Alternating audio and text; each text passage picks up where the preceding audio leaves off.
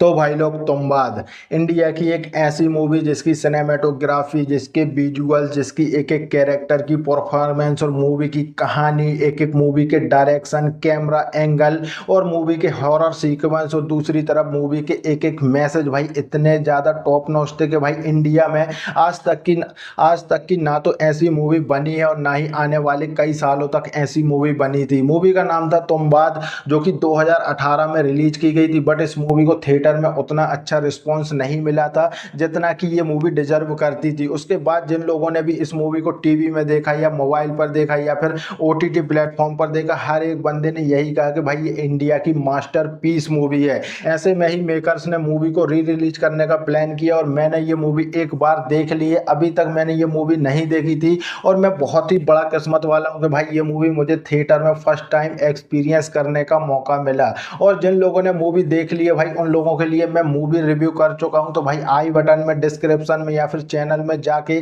कहीं से भी इस वीडियो को देख सकते हैं। और जिन लोगों ने मूवी देख ली है उन लोगों के लिए मैं लेके आया हूं मूवी का एक्सप्लेनेशन। जो मूवी इतने सारे सवाल देके जाती है कि भाई आखिर हस्तर कौन था, कहां से आया था, इतना सारा सोना उसके पास कैसे था और वो बंदा उस कुएं में कैसे फंस चुका था। जिन लोगों ने मूवी नहीं देखी है मैं उन लोगों के लिए स्पॉइलर वार्निंग देना चाहूंगा कि इस वीडियो को यहीं से छोड़ के जा सकते हैं, क्योंकि आगे चल के कहानी पूरी की पूरी तरह से एक्सप्लेन करने वाला हूं। एक पोर्ते की देवी हुआ करती थी जिसके एक हाथ में कभी ना खत्म होने वाला सोना था, दूसरे हाथ में कभी ना खत्म होने वाला अनाज था। और हस्तर जो था उसी देवी की 16,000 देवी देवताओं में से पहली संतान थी हस्तर, जिसने अपनी लालच की वजह से देवी के एक हाथ का पूरा सोना ले लिया होता और दूसरा हाथ बढ़ाता है अनाज की तरफ। बट देवी के जो बाकी 16,000 देवी देवता होते हैं वो हस्तर को मार मार के अधमरा कर देते हैं। बट यहाँ पर देवी उसको बचा लेती है कि भाई ये मेरी पहली संतान है, इसको मत मारो, और अपने कोख में हमेशा के लिए रख लेती है।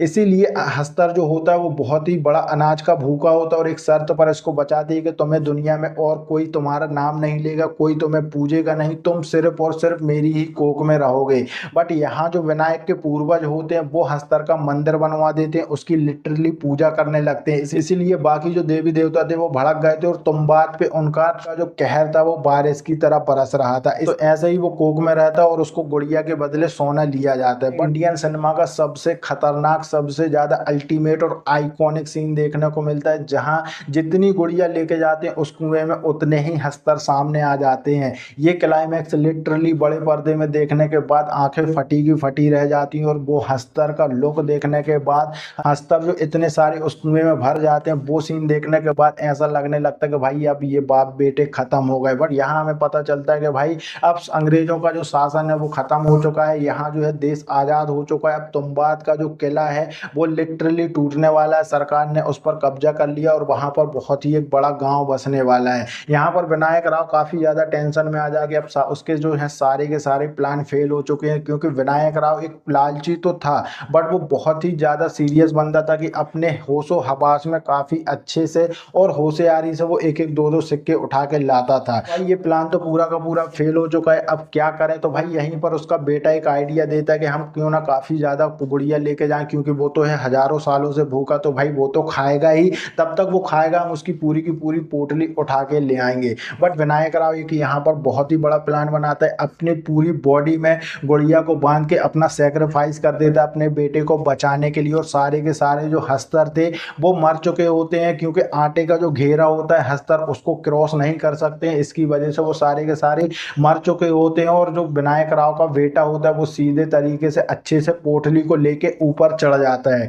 विनायक राव जो है उसको काफी सारे हस्तरों ने काट लिया, अब उसका पूरा शरीर गिगलने लगा है, जिसकी वजह से वो एक ज़ॉम्बी की तरह दिखने लगा है और अब वो दादी की ही तरह अमर हो चुका है। जब तक उसको जलाएंगे नहीं मुक्ति नहीं मिलेगी। यहाँ विनायक राव का बेटा उसको जला देता है और उसको मुक्ति दे देता है। और अगर वो एक एक दो दो करके सोने के सिक्के निकाल रहे थे ना भाई तो वो काफी अच्छा था। बट विनायक राव का जो बेटा था वो इतना ज्यादा लालची था कि भाई उसने पूरी की पूरी पोटली उठाने की कोशिश की, इसकी वजह से उसका बाप नहीं रहा, यानी कि मर चुका है। यहाँ पर मूवी खत्म हो जाती है और मूवी खत्म होने के बाद जब तुम्बाद सामने लिख के आता है ना भाई, उसके नीचे बड़े बड़े अक्षरों में लिखा होता है तुम्बाद पार्ट 2 कमिंग सून। अब वो कब आएगा और कितना टाइम लगेगा ये तो मेकर से जाने, बट उम्मीद करता हूँ आप लोगों को सारे सवालों के जवाब मिल चुके होंगे। आप लोगों ने मूवी देख ली है तो कमेंट करके जरूर बताना आप लोगों को मूवी कैसी लगी, और नहीं देखी है तो मूवी का एक्सप्लेनेशन वीडियो कैसा कैसा लगा कमेंट करके जरूर बताना।